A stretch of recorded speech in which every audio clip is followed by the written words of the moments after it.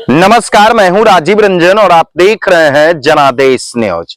नालंदा जिले के अंतर्राष्ट्रीय पर्यटन स्थल राजगीर में नई पोखर गांव के समीप सोमवार की रात्रि एक करोड़पति युवा व्यवसायी की गोली मारकर हत्या कर दी गई थी और साक्ष्य छुपाने के उद्देश्य से उस युवक के मुंह में कपड़ा डालकर उनके डेड बॉडी को कुएं में फेंक दिया गया था।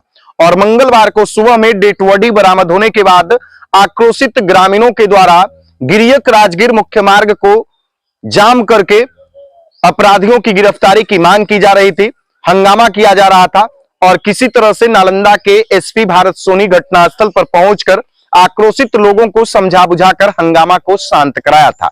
हत्याकांड का लगभग 36 घंटा बीत गया है, बावजूद अभी तक अपराधियों की गिरफ्तारी नहीं हो सकी है, यानी हत्याकांड का खुलासा नहीं हो सका है। और इस हत्याकांड का खुलासा नहीं होने के कारण राजगीर के चौक चौराहों पर और जगह जगह पर चर्चा का विषय बना हुआ है कि आखिर पुलिस के हाथ अभी तक खाली क्यों हैं। और इस घटना से जुड़ी तमाम अपडेट्स लगातार हम आप तक पहुंचा रहे हैं और इस घटना का फॉलो अप भी हम आपको दे रहे हैं। दरअसल मृतक की पहचान नई पोखर गांव निवासी स्वर्गीय विजय सिंह के पुत्र नीरज कुमार सिंह के रूप में की गई थी। नीरज नई पोखर गांव के रहने वाले थे और करोड़ों की संपत्ति का इकलौता वारिस था। सोमवार की रात्रि में 7:30 से 8 बजे के बीच किसी के द्वारा फोन करके उसे घर से बुलाया जाता है और घर से बुलाए जाने के बाद गांव के ही समीप कुछ दूरी पर उनकी गोली मारकर हत्या कर दी जाती है और एक कुएं में उनके डेड बॉडी को फेंक दिया जाता है। मृतक के मोबाइल को भी अपराधियों के द्वारा लेकर भाग जाया जाता है और मंगलवार के दिन जैसे ही डेड बॉडी बरामद होती है, आक्रोशित लोगों के द्वारा हंगामा किया जाता है। 36 घंटा बाद भी अपराधियों की गिरफ्तारी नहीं हुई है।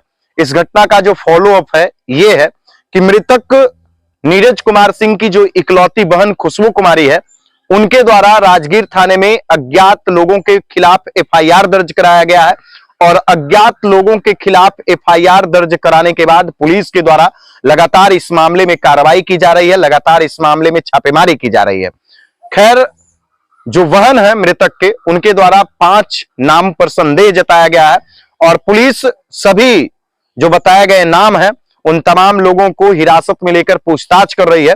इतना ही नहीं, मंगलवार के दिन नालंदा पुलिस के द्वारा एक नेताजी को भी हिरासत में लिया गया था, उनसे भी इस घटना के संबंध में पूछताछ की गई थी, क्योंकि मृतक और उनके बीच भी फोन पर कुछ बातचीत हुआ था और दोनों के बीच कुछ संबंध था। इस संबंध में पुलिस के द्वारा उन्हें भी हिरासत में लेकर पूछताछ किया गया था और जो 5 नाम संदेह के घेरे में है उस नाम को हम डिस्क्लोज नहीं करेंगे, क्योंकि पुलिस अनुसंधान प्रभावित हो सकता है और पुलिस अनुसंधान लगातार जारी है। इसके लिए हम आपको बता देते हैं कि इस घटना का जल्द ही उद्भेदन नालंदा पुलिस के द्वारा किया जाएगा, लेकिन 36 घंटे बाद भी अभी तक पुलिस के हाथ खाली हैं और राजगीर के प्रत्येक चौक चौराहों पर इस हत्याकांड की चर्चा हो रही है कि आखिर इस करोड़पति युवा व्यवसायी को किसने घर से बुलाया और किस कारण से हत्या की है। हत्या के पीछे का 3 कारण हो सकता है। हमने आपको कल भी बताया था कि पहला संपत्ति विवाद का कारण हो सकता है और दूसरा पैसे लेन देन का विवाद। सबसे इंपॉर्टेंट यही विवाद सामने आ रहा है। पुलिस भी इसी एंगल पे जांच कर रही है, हालांकि पुलिस लगातार हर बिंदुओं पर जांच कर रही है।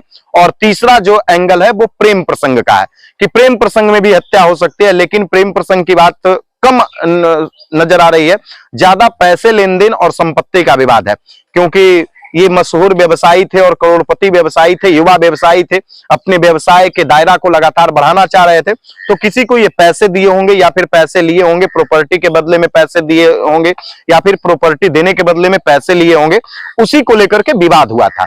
अब घटना के बाद पुलिस जो है जिस कुएं में डेड बॉडी को फेंका गया था, उस कुएं के पानी को भी सुखाया कि किसी तरह से कुछ बरामद हो सके, लेकिन पुलिस को साक्ष्य के रूप में बस केवल ईयरफोन और चश्मा बरामद हुआ है। अभी तक मृतक का मोबाइल पुलिस को बरामद नहीं हुआ है। फिलहाल पुलिस हर पहलू पर लगातार जांच कर रही है। जो भी नालंदा पुलिस की टीम है, डीआईयू की टीम है, एफएसएल की टीम है, तमाम टीमें लगातार लगी हुई है।